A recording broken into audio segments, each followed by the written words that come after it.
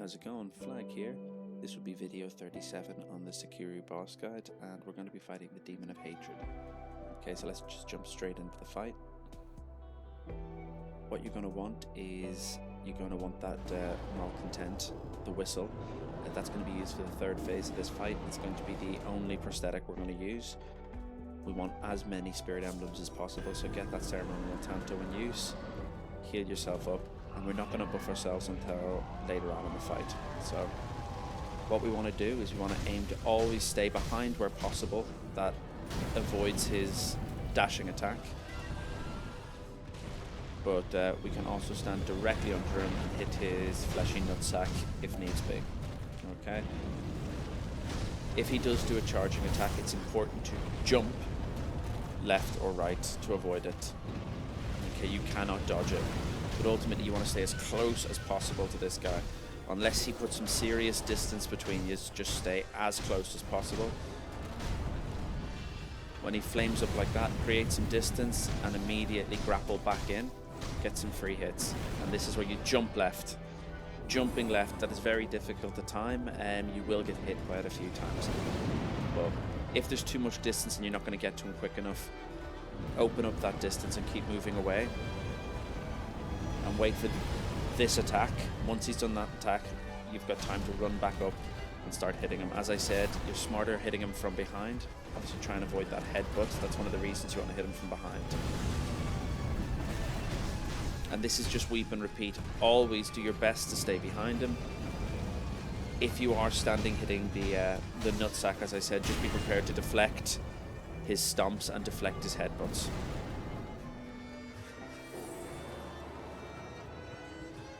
As I said, too much distance, so what you want to do, you want him to trigger this attack, and now he's going to follow it up with either the swing attacks or just this attack. As I said, once you've done that attack, that's your time to run back in and just start swinging your sword again. I said, as long as you're close enough, his fire attacks won't do you any damage.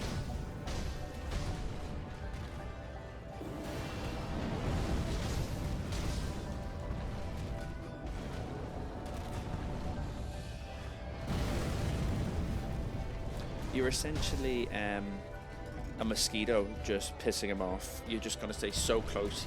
You're gonna annoy him. But if you keep this up, and this is for all three phases of this fight, just keep this up. Don't get too greedy. Don't just aimlessly hit the attack button. What you want to do is get 2 or 3 shots in and then keep moving, because he will react. So as I said, force that move. Let these 2 swing moves go by, and then you're waiting for this move here, and then run back in. Even if you're far away, it takes him a bit of time to recover from that. And again, he's too far away, so keep your distance. And always make sure that there's a good amount of space behind you. What you don't want to do is accidentally run off the screen and fall down the cliff.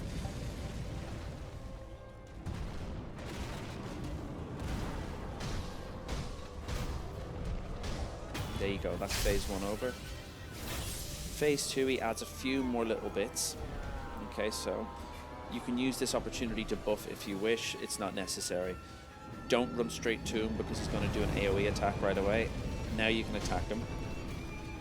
He'll usually do a charge attack straight away. In this case, he's actually jumped backwards. So when he does that attack, give it a second, jump to the left and grapple into him. That is the best way to avoid that attack. He is also going to add in a fireball attack, which is preceded by this little dance that he's doing, this lovely little jig. All you need to do is keep in motion, keep running in a semicircle until you're back to him, and then exactly the same process as last time.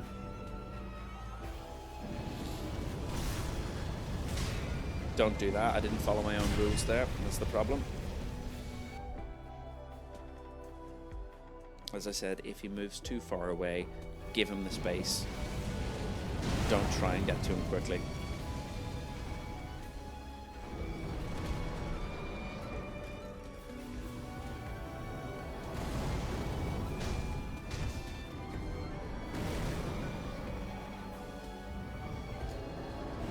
There's that little, that's what I was talking about before. So jump left and grapple in. Your timing is going to be a bit off on that at the start, but you will get the hang of it.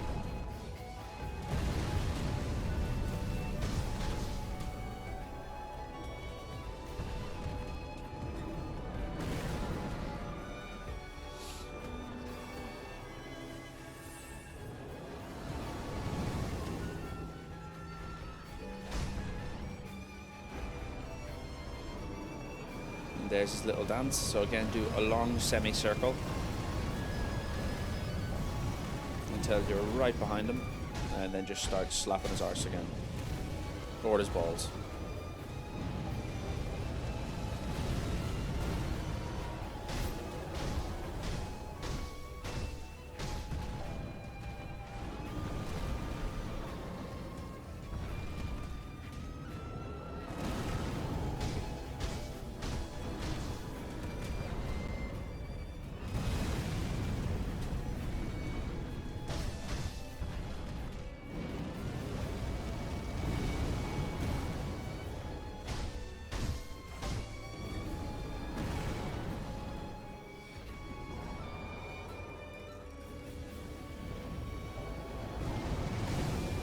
You can see that I jumped too early, and as a result got hit with it. I said you got a very small window to make that jump.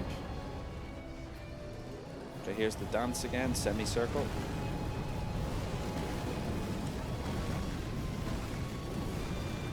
Until you're directly behind him.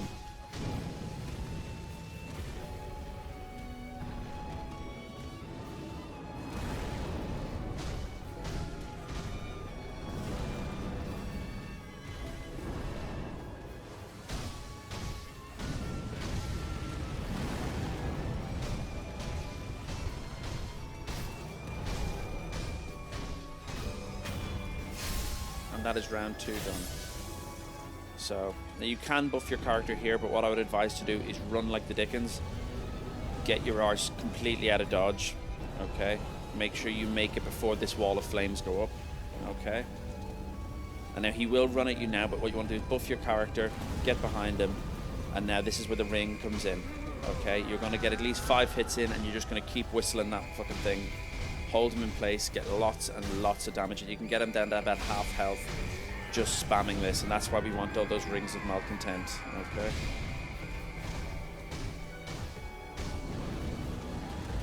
Okay, that's it. So it will start affecting him at one point. That's fine. Then you just want to play exactly as you've been doing the first and second round. He has one more move as his arsenal, which is that one he done at the very start of round 3. He won't do that very often.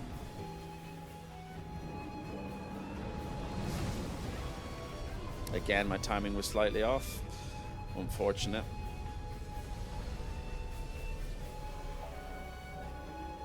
But treat this like the other rounds. Semicircle.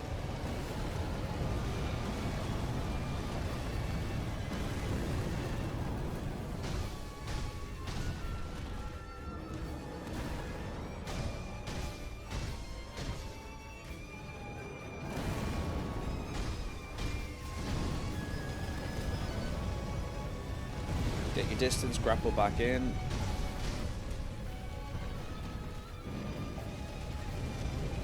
This is that other AoE attack that I was telling you about. You want to jump to avoid it. If you don't make it outside that circle, just get back in and treat it like a regular fight. And that's it. That's it over. It's actually not that difficult. I think I used 3 health gourds in that. As long as you stick to that same pattern and you take your time with it, you don't get selfish, then the fight's not too difficult. Okay? Toodles. Bye.